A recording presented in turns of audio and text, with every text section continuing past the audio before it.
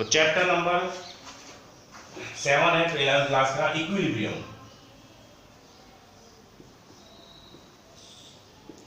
नाम से पता लग रहा है इक्विलिब्रियम मतलब होता है कि मान लो, समझना मैंने इसमें, एक कोई भी है कंटेनर, उसमें बर्फ जमी हुई है। वो बर्फ क्या? वाटर है, वाटर। जैसे हम ग्लेशियर देखते हैं तो ग्लेशियर में समुद्र जो होता है ना, सी वाटर, वो नीचे से तो जमा होता है और ऊपर से हमारे क्या होती है, आइस जमी होती है। मतलब ऊपर तो जमा होता है और नीचे से क्या होता है, वाटर होता है। नीचे वाटर फ्लो कर रहा है आराम से। जैसे एक पिक्चर आई थी एंटरटेनमेंट, उसमें वो डॉग अंदर जाता है तो नीचे पानी होता है और ऊपर की तरफ क्या होती है, बर्फ जमी होती है, आइस।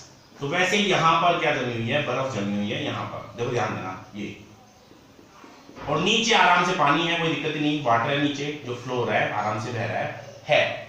ये आइस है। देखो ना तो पूरी आइस मेल्ट होती है और ना ही पूरा वाटर जमता है। तो होता क्या है उसमें, होता यह है कि मान लो आइस 5 ग्राम मेल्ट हो रही है तो 5 ग्राम वाटर डिपॉजिट हो रहा है, कन्वर्ट हो रहा है आइस में। तो यहां हम कह सकते हैं कि जितनी रिएक्शन आगे हो रही है, फॉरवर्ड हो रही है, उतनी ही रिएक्शन बैकवर्ड हो रही है। मतलब यहां पर जैसे ए है, जितनी ए बी में बदल रहा है, बी उतना ही ए में बदल रहा है। इसे हम बोलते हैं इक्विलिब्रियम। इक्विलिब्रियम का जो साइन होता है वो यही होता है कि फॉरवर्ड रिएक्शन या rate of forward reaction equal होती है रेट ऑफ बैकवर्ड रिएक्शन। यहां आपको लगता है ऐसे कि रिएक्शन रुक गई क्योंकि आइस भी उतनी है और वाटर भी उतना ही है, लेकिन वास्तव में रिएक्शन चल रही है। जितनी रिएक्शन फॉरवर्ड हो रही है उतनी ही रिएक्शन बैकवर्ड होगी। मतलब 5 ग्राम आइस अगर मेल्ट हो रही है तो 5 ग्राम वाटर डिपॉजिट हो रहा है आइस में, कन्वर्ट हो रहा है आइस में। तो इसे ही हम बोलते हैं इक्विलिब्रियम।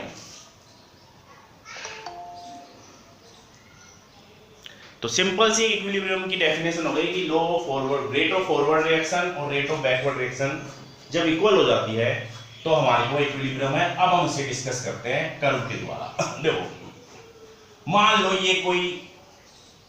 ये है हमारे पास कर्व, यहां पर मैंने बोल दिया टाइम है और यहां पर मैंने बोल दिया कंसंट्रेशन है। कंसंट्रेशन मतलब होता है अमाउंट मानो भी, बाकी पहला चैप्टर आपने पढ़ा था कंसंट्रेशन, मोलरिटी कैसे भी कैलकुलेट कर सकते हैं। तो कंसंट्रेशन ऊपर की तरफ बढ़ रही है, मतलब अमाउंट बढ़ रहा है ऊपर की तरफ। आपके पास है रिएक्टेंट और प्रोडक्ट। रिएक्टेंट और प्रोडक्ट लेते हैं अपन, तो मान लो मैंने ले लिया, समझने के लिए मैंने तो ले लिया शुगर और वाटर, और यहां क्या बन गया, शुगर और वाटर को मिलाएंगे तो स्वीट वाटर बन जाएगा। यहां बन गया स्वीट वाटर जो प्रोडक्ट है। देखो एक बात ध्यान रखो, टेम्परेचर कांस्टेंट रखो, टेम्परेचर घटाओ मत, बढ़ाओ मत। अब आप पानी में चीनी मिलाओ, डिजोल्व हो गई, फिर मिलाओ मिलाते रहो, मतलब रिएक्शन फॉरवर्ड हो रही है। तो यहां पर हम कह सकते हैं कि जैसे हम चीनी पानी में मिलाएंगे तो चीनी तो डिजोल्व होगी वाटर में, इसका मतलब है रिएक्टेंट तो डिक्रीज होगा क्योंकि चीनी जो प्योर है, जो चीनी आपको सॉलिड दिख रही है वो कन्वर्ट हो गई ना, इसलिए रिएक्टेंट क्या होगा, टाइम के साथ डिक्रीज होगा। रिएक्टेंट टाइम के साथ क्या होगा, डिक्रीज। ठीक है। और जैसे ही टाइम निकलेगा चीनी ज्यादा घुलेगी ना पानी में, इसलिए प्रोडक्ट टाइम के साथ इंक्रीज बढ़ेगा, मतलब स्वीट वाटर बनेगा। तो प्रोडक्ट जो है वो टाइम के साथ क्या होता है, बढ़ता है। ये मान लो बढ़ गया। लेकिन अब एक बात बताओ, क्या पानी में चीनी घुलती रहेगी क्या, डिजोल्व होती रहेगी क्या? एक टाइम ऐसा आएगा, यहां पे मान लो, जहां पे एक टाइम ऐसा आ गया जब आपने पानी में चीनी डाली और वो आपने कितने टाइम रख दो उसे, चीनी वैसे की वैसे रखी हुई है। इसका मतलब है अब चीनी डिजोल्व नहीं हो रही, चाहे टाइम आप कितना ही बढ़ा लो, चीनी का अमाउंट उतना का उतना है, मतलब रिएक्टेंट उतना का उतना है। तो यही कंडीशन होती है रिएक्टेंट की, यही कंडीशन है इक्विलिब्रियम। और एक बात और, पानी में चीनी घुल नहीं रही, मतलब ऐसा थोड़ी है कि पानी में चीनी घुलती रहेगी और मीठा पानी जो है स्वीट वाटर वो बनता रहेगा, ऐसा नहीं होगा।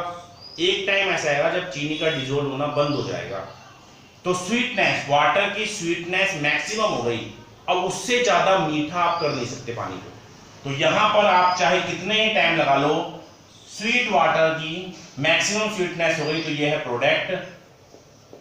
और टाइम जब आप कितना ही बढ़ा लो, देखो यहां मैं एक लाइन खींच देता हूं, समझना उस तरह, यहां तो देखो चेंज हो रहा है, चलो ठीक है, लेकिन यहां पर इसके बाद कंसंट्रेशन देखो उतनी की उतनी है, चाहे टाइम ये ले लो, ये ले लो, कुछ भी ले लो, यहां पर भी वही है, देखो कंसंट्रेशन यहां पे जो थी ना वो यहां पे है या वो यहां पे, देखो टाइम चाहे कितना ही बढ़ा लो। तो वही बात ये है कि इस कंडीशन को ही हम बोलते हैं इक्विलिब्रियम। इस कंडीशन को ही हम क्या बोलेंगे, इक्विलिब्रियम। जब रेट ऑफ रिएक्शन मतलब रिएक्टेंट और प्रोडक्ट की कंसंट्रेशन कांस्टेंट हो गई किसी भी टाइम पर, और आप टाइम चाहे से कितना ही इंक्रीज कर ले, इनकी कंसंट्रेशन पे कोई फर्क नहीं पड़ता।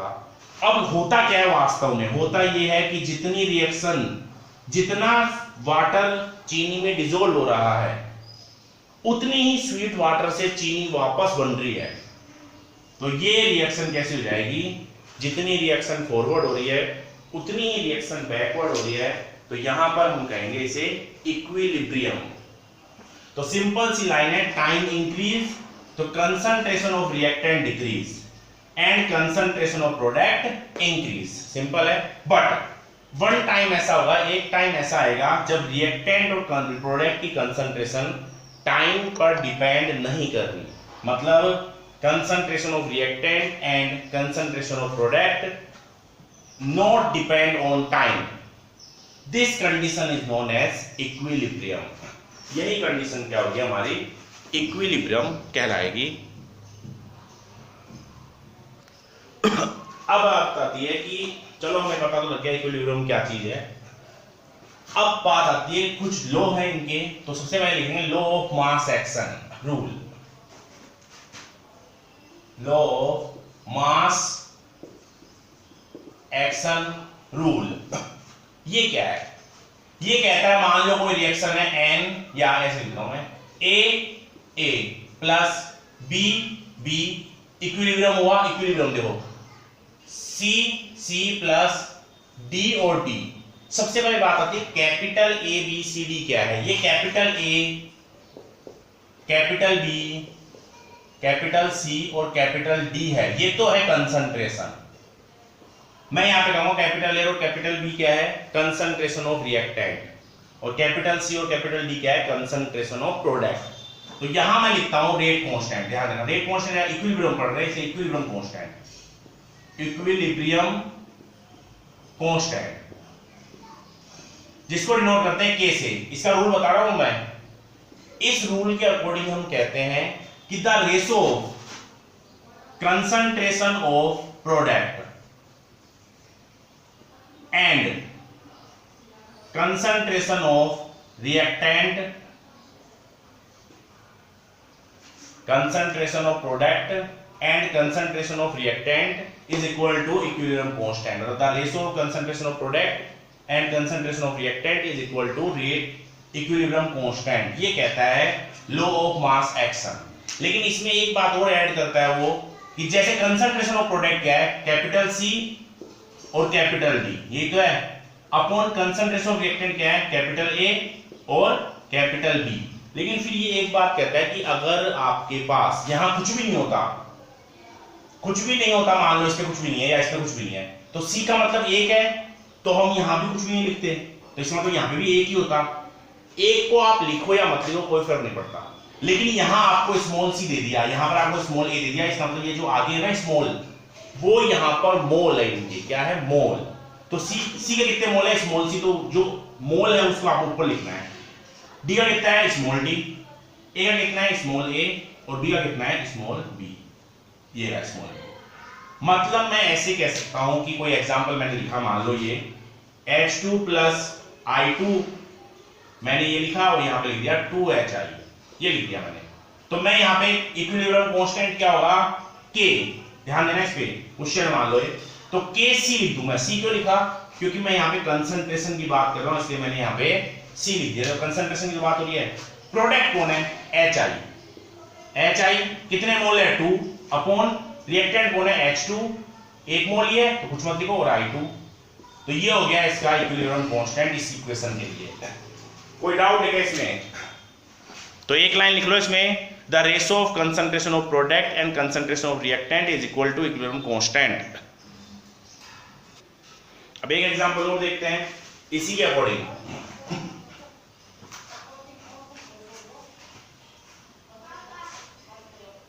मान लो ये एग्जांपल आ गया आपके पास, N2 plus 3H2 equilibrium 2NH3। तो सबसे पहले Kc क्या होगा? Equilibrium constant. NH3 प्रोडक्ट है ना, कितने मोल है? 2 अपॉन रिएक्टेंट N2 1 मोल है, और H2 कितने मोल है? 3। तो हमारे पास आ गया इक्विलिब्रियम कांस्टेंट ये। अब बात आती है, मान लो ये K1 है और ये है K2, बहुत इस तरह देखना। तो इसको देखकर आपको लग रहा है कि ये है, तो इसको मैं मान लो K1 बोल दिया, क्योंकि इसके अकॉर्डिंग फॉरवर्ड रिएक्शन यही तो है। लेकिन जब आप K2 को देखते हो, ध्यान देना, K2 को अगर आप देखते हो तो रिएक्शन ऐसे हो रही है, इसका मतलब ये रिएक्टेंट हो गया और ये प्रोडक्ट हो गया। तो K2 के अकॉर्डिंग क्या होगा? K2 के अकॉर्डिंग होगा N2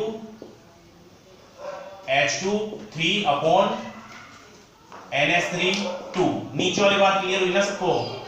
आप इसको देखो नीचे वाले को, जब रिएक्शन ऐसे हो रही है तो इसका मतलब क्या है कि ये तो हो गया रिएक्टेंट और ये हो गया प्रोडक्ट, तो हम इसको ऐसे तो लिख सकते हैं। क्लियर है ना बात? हाँ बोलो। सर ये फर्स्ट वाले क्वेश्चन में भी तो कर सकते थे। नहीं, इसमें जब इस तरह की कंडीशन हो ना तो आपको केवल इक्विलिब्रियम कांस्टेंट निकालना है Kc।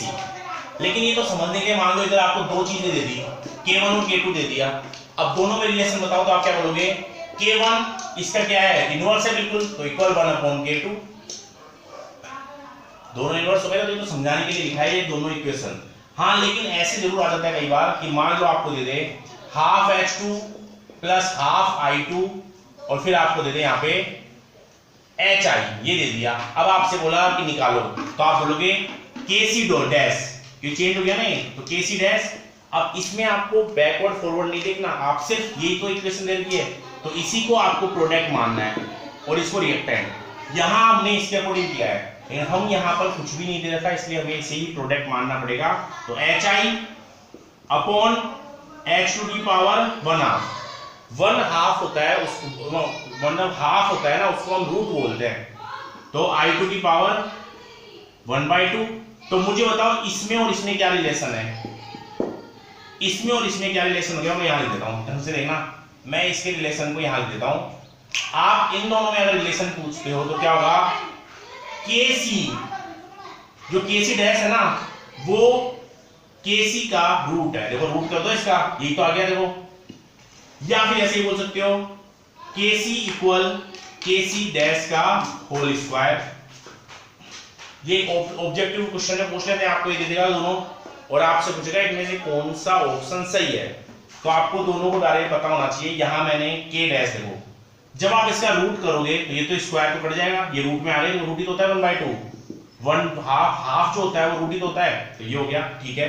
या फिर इन दोनों को भी, ये भी ठीक है क्या? बिल्कुल, इसका आप स्क्वायर कर दो, तो ये तो स्क्वायर हो गया, ये 1 1 हो गए, मतलब ये है। तो ये दोनों कंडीशन इसको फॉलो करती है। कोई डाउट है क्या इसमें?